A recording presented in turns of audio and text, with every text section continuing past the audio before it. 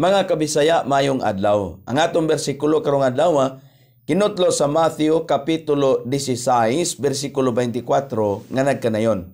Unya miingon si Hesus ngadto sa iyang mga tinun-an, "Kon si bisan kinsang tao mosunod kanako, itugot kaniya nga modumili sa iyang kaugalingon ug mopas-an sa iyang krus ug mosunod kanako."